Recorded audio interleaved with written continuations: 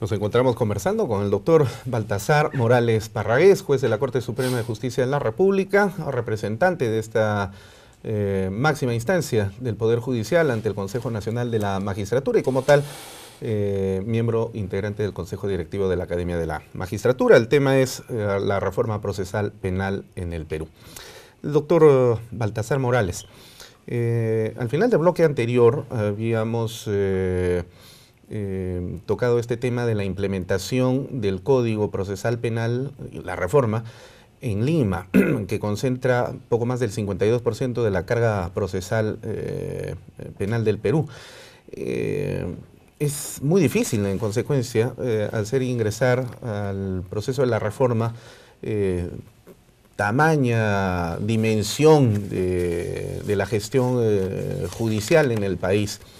Y quizá por eso se ha tomado la decisión de ir desmembrando Lima por factores de un mejor manejo de la administración de decisión de justicia en el país y dividirla en distritos judiciales, ¿no? La Lima metropolitana. Tenemos Lima Centro, Lima Norte, Lima Sur, Lima Este, el Callao y recientemente Ventanilla, donde ya ha entrado en vigencia el Código Procesal Penal, con una población de casi 1 millón de habitantes en Ventanilla. ¿Cómo va a ser este proceso de reforma aquí en la Lima metropolitana, en la Gran Lima?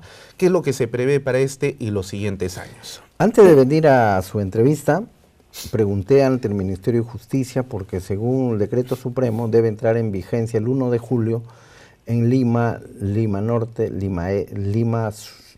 Lima Este, dentro de 11 días. Pero me dicen de que hay una contraorden, ¿no? Va a entrar en vigencia el 1 de julio en el Callao solamente, y lo otro lo van a postergar para el 2018 y para Lima el 2019. Yeah. Bueno, eso es lo que me acaban de informar.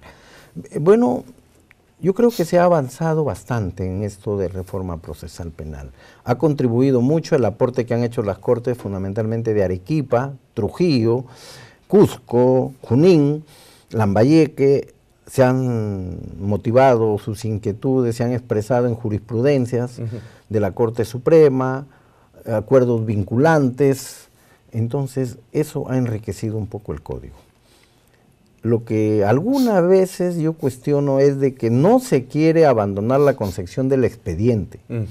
Por la carpeta. O la carpeta fiscal. A la larga, el nuevo modelo descansa en la oralidad, en la inmediación, que significa estar frente a frente al juez que va a resolver, la publicidad, para que el público se entere de sus procesos, no hay secreto, no hay escritura, y la rapidez con que se resuelve casos. Entonces, todo este nuevo concepto choca con la cultura del expediente, de la aguja, del papel y del hilo, que por años nos ha mantenido. Hoy día, sin embargo, hay la necesidad de cambiar esta cultura. Lo que sucede es que en el código hay algunos artículos todavía por ahí, creo que es el 120, el 361, que dicen de que aún se puede hacer uso de la tecnología, pero sin perjuicio de copiarlo. Entonces tenemos a los trabajadores horas de horas copiando actas, y eso justamente es una rémora que creo yo que hay que dejar de lado y en todo caso modificar pues ese artículo del Código Procesal Penal que mucho daño ha hecho, ¿no? Sí. Ahora, mientras entre en vigencia el código en Lima, sin embargo, algunos artículos y algunas modificaciones de diversas leyes y decretos legislativos han ido poniendo en vigencia algunas partes ya del modelo acusatorio, ¿no? Como por ejemplo las salidas alternativas, el juicio inmediato, pero se escuchan algunas voces de fiscales y de jueces que todavía, por supuesto, no están acostumbrados a este nuevo sistema porque provienen de la vieja enseñanza inquisitorial de que lo que se ha creado es una especie de Frankenstein, ¿no? Es decir, se han tomado de acá y de allá y está vigente el viejo Código de Procedimientos Penales y entonces tenemos pues una especie de pachamanca teológica que nos hace difícil la vida, ¿no?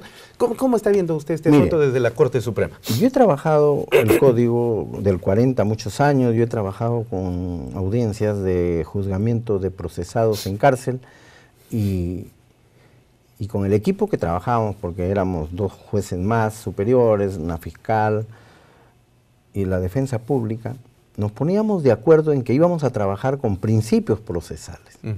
O sea, más que el Código del 40, los principios. Por ejemplo, la igualdad de armas. Si el fiscal hace una petición, la réplica tenía que darle. Porque eso no está en el Código, claro, pero por principio hay que darlo. Si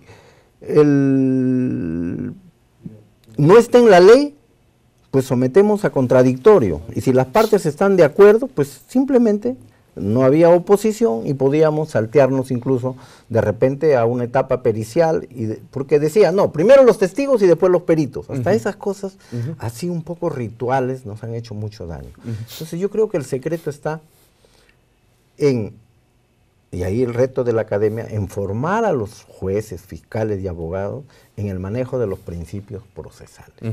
Por ejemplo, el principio de presunción de inocencia, principio de derecho de defensa, el principio del iura no vicuria, que porque el abogado no lo cita o el fiscal no lo cita, el juez puede aplicarlo porque el juez sabe el derecho, ¿no? El principio del control constitucionalidad de la ley, el control difuso, conocido como control difuso. Del artículo 138 de la Constitución. 138, segundo párrafo. O lo que ahora está en moda aplicar, el principio del control de convencionalidad con las sentencias de la Corte Interamericana para casos de delitos de lesa humanidad, ¿no? Así es. Entonces son temas que hay que manejarlos, pero como le digo, capacitemos a la gente, capacitemos a los jueces, a los fiscales, y sobre todo en talleres, más que en clases esas magistrales que van a hablar, no. Que son buenas, pero digamos se necesita más. Que necesita el complemento, que es un taller, y después del taller simular audiencias, y por último hacer pues pasantías que vayan a ver cómo funciona la experiencia, pero no de turismo, ¿no? Claro. Cómo funciona en Colombia, cómo funciona en Costa Rica, cómo funciona en Chile, no para copiarnos, sino para rescatar lo positivo que ellos puedan tener y aplicarlo creadoramente a la realidad peruana. A la realidad peruana, sí, claro que sí. Con todo, hay algunos pues magistrados y juristas y sectores inclusive de la policía que han sido digamos, reacios y han opuesto con cierta terquedad la implementación del código en el país, pero poco a poco se han ido dando cuenta de que este nuevo modelo nos genera importantes beneficios.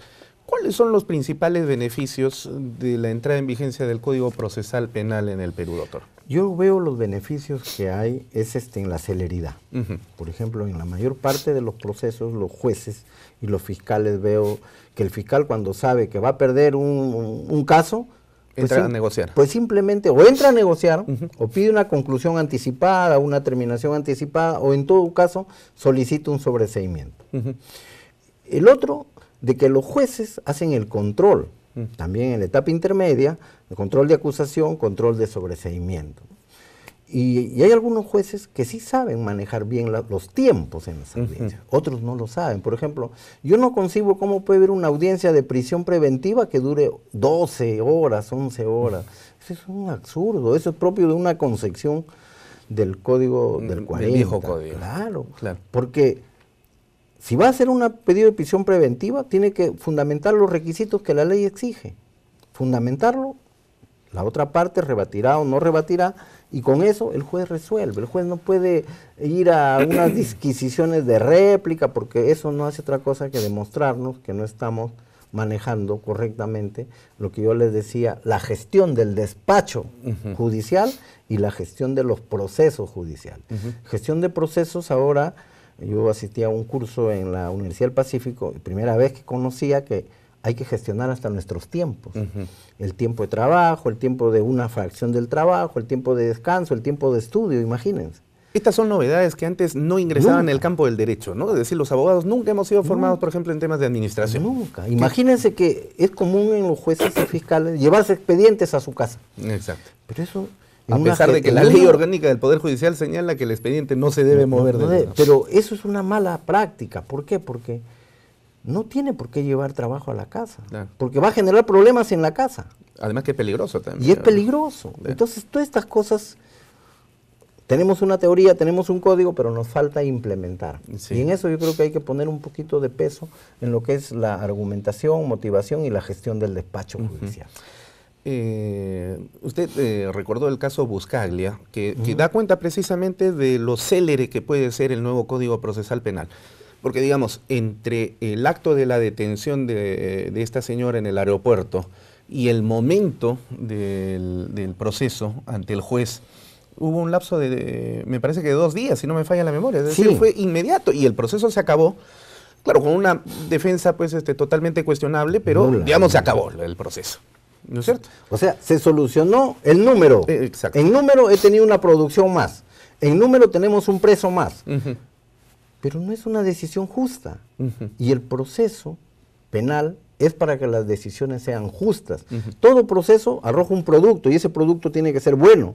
No puede arrojar un producto malo. El caso Buscaglia y el caso Chu Cerrato fueron los productos malos de la aplicación indebida de estos procesos de determinación anticipada. Pero ahí el juez tampoco no podía hacer más. Porque, sí podía. Pero sí estaba entrando en relación el fiscal con el abogado. Y ahí el problema, porque se cree de que como ellos acuerdan, pero si yo juez veo que es desproporcional, pues no apruebo el acuerdo, señor, y que se vayan a un juicio oral.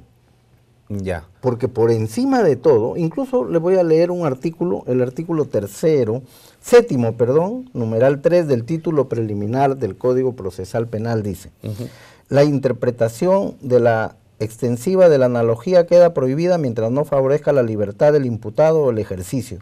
En caso de duda insalvable debe estarse a lo más favorable al reo. O sea, si yo juez veo que por el éxito de ese proceso voy a incurrir en una decisión injusta, pues no apruebo y veo cómo corrijo eso. Eso se llama interpretación constitucional de la ley.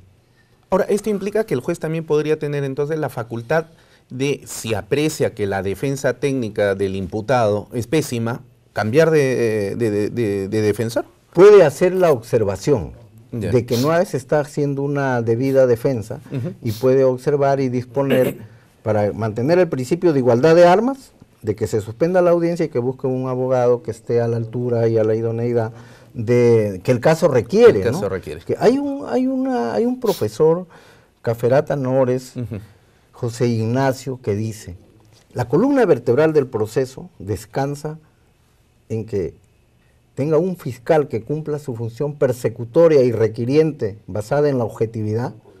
2, un abogado que sea leal a su cliente, al acusado, y tercero, que un juez que sea imparcial y que aplique la Constitución y los principios. Cuando en el Perú sucede que el juez a veces se convierte en fiscal, entonces Caferata Nores dice que cuando el juez se convierte en fiscal, ese abogado sería mejor que contrate de abogado a Dios, porque si no va a perder el juicio. Bueno, ahora la prueba de fuego del Código Procesal Penal definitivamente se va a dar en el escenario de los procesos que se siguen por estos casos de corrupción de funcionarios que estamos organizada. Claro, que involucra precisamente el lavado de activos, corrupción de funcionarios y todos estos temas que se han estado viendo con el caso Odebrecht y las vinculaciones que empezaron a desatarse con este señor Orellana que venía desde el norte chico. ¿Cómo evalúa usted lo que va a ser el código como instrumento funcional para cuando llegue el momento en el cual ya tenga que darse al fuego estos una procesos? Prueba de fuego para el Ministerio Público. El Ministerio Público yo creo que está haciendo muy bien su trabajo, está trabajando, manejando acertadamente esto de la colaboración eficaz y son las nuevas herramientas. Antes era inconcebible imaginarnos de que el fiscal esté negociando con un investigado por un tema de colaboración eficaz. Exacto. Hoy día ya está en el código, está legalmente positivizado y yo creo que es muy bueno porque la criminalidad está mejor organizada que el sistema judicial a veces. Sí. Odebrecht nos ha dado una lección de eso. Pero bueno, digamos ha sido como la vacuna, ¿no? Así como se inocula en el cuerpo humano el virus para que se reaccione, Odebrecht ha sido la vacuna del sistema de corrupción, más o menos. Sí, eso, el paso inicial lo dio en el caso Montesinos. Claro. Montesinos, si no hubiéramos tenido colaboradores eficaces, no hubiéramos recuperado la cantidad de millones de dólares que recuperamos de Suiza y otros bancos, ¿no? Después, gracias a los colaboradores, se pudo descubrir muchas violaciones de derechos humanos. Hoy día Odebrecht no hay violación de derechos humanos, sino un tema de corrupción, manejo de presupuestos, de partidas presupuestales y otorgamiento indebido de obras. ¿En cuánto tiempo estima usted, con la experiencia que tiene de magistrado de carrera, que son de, ¿cuántos años tiene ya usted como magistrado? 30 años. 30 años. Y con toda esta larga experiencia, ¿cuántos años se estima que deben pasar todavía para que el nuevo modelo procesal penal, digamos, se implemente como se espera que sea implementado, ¿no? Desde, tienen que venir algunas generaciones todavía. ¿Pero cuánto tiempo más o menos? Como dice Moisés, ¿no? Cuando hizo la gran marcha, que los llevó a propósito para que mueran las viejas generaciones y las nuevas lleguen, yo creo que eso es lo que hay que esperar también. ¿Y quién es el Moisés del sistema de administración de justicia? Yo creo que hay algunos buenos profesores. Tenemos al profesor José Antonio Neira, César San Martín, el mismo señor fiscal de la Nación, Pablo Sánchez Velarde. Son buenos referentes de la reforma procesal penal, ¿no? El doctor Jorge Luis Salas Arenas, un exponente en Arequipa, el primero que se pronunció respecto a la no condena del absuelto en instancia única, y pese a que la Corte Suprema no le aprobó al final, la Corte Suprema hoy día ya ha tomado por acuerdo, un acuerdo unánime de que no se puede condenar al que viene absuelto. Pese a que el Código lo dice, que sí se puede, ¿no? Sí.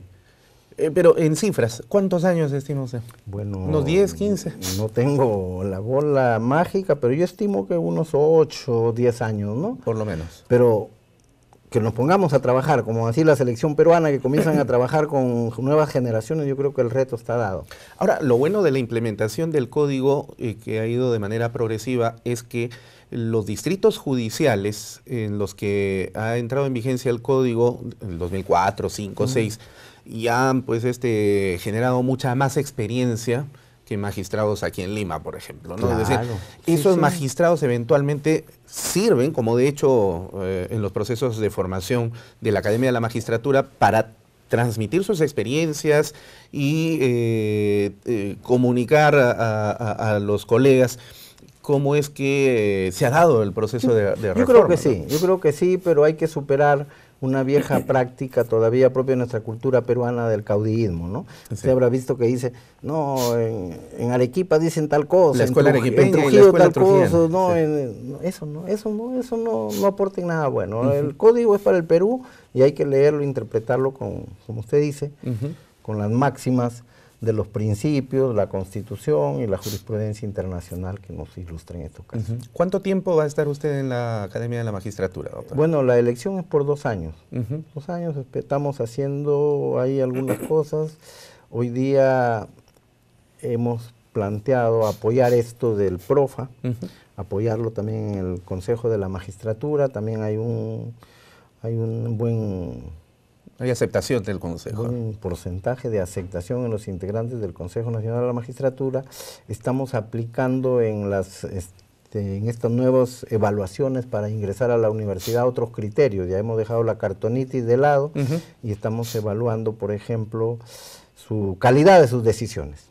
La calidad de las decisiones de los jueces y los fiscales las revisamos y sobre eso tomamos examen. Excelente. Siempre no hay reformatio impello, o sea, para arriba. Bueno, ha sido un placer conversar el día de hoy, doctor, con usted sobre este importantísimo tema y vamos a seguir convocándolo, de hecho, para contar con su presencia en el referente jurídico.